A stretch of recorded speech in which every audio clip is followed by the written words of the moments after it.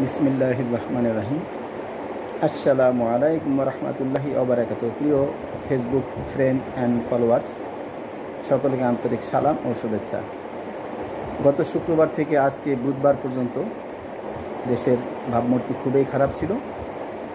এটার জন্য যারা দায়ী তাদেরকে যেন সরকার মহোদয় আইনের আওতায় এনে তাদের শাস্তির ব্যবস্থা করেন এবং এই দুমুখী সংঘর্ষে যারা প্রাণ নাশ হয়েছে, ছাত্র ভাই, সাধারণ মানুষ ও পুলিশ ভাই, তাদের সুখশান্ত পরিবারের প্রতি আমাদের সমবেদনা রইল।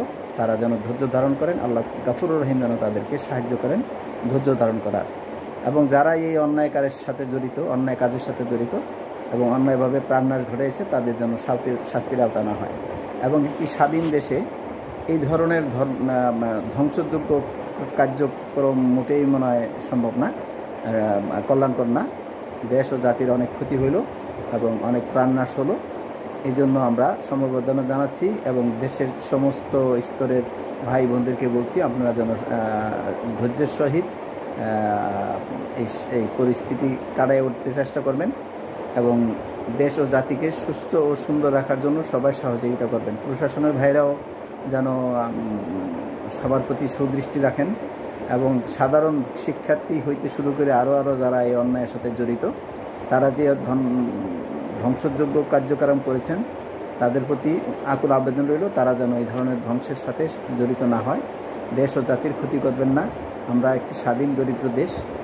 আজকে 50 বছর ধরে স্বাধীন হওয়ার পরেও আমাদের থেকে পরে যারা স্বাধীন হয়েছে তারা অনেক অগ্রগামী এবং অনেক কিছুতে তারা স্বয়ংসম্পন্ন।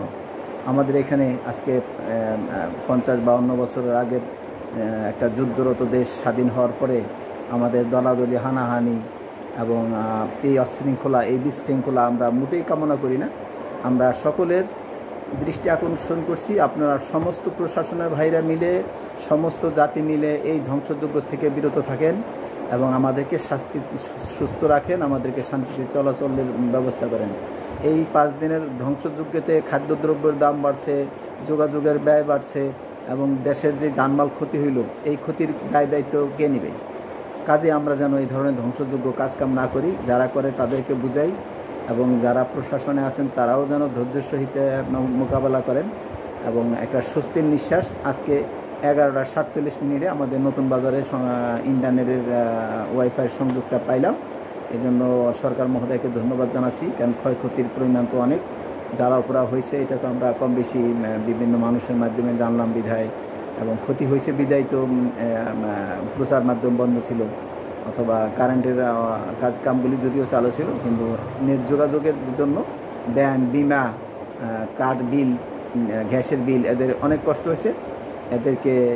এদের কষ্টের জন্য জাতি আসলেই লজ্জিত এবং সরকার মহোদয় যেন এর পরবর্তীতে এরকম ধ্বংসযোগ্য কার্যক্রম না হয়, এই ব্যাপারে অবশ্যই খেয়াল রাখবেন এবং সকলে মিলে আমাদের দেশটাকে আমরা এগিয়ে নেওয়ার চেষ্টা করব এবং আমরা কোনো ধ্বংসযোগ্য কাজের সাথে সম্পৃক্ত রাখবো না এবং যারা রাখে তাদেরকে যেন আমরা বুঝাইতে সক্ষম হই।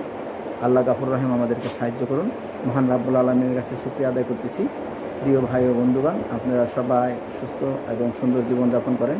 সকলের জন্য সকলে দোয়া করেন। আল্লাহ হাফেজ।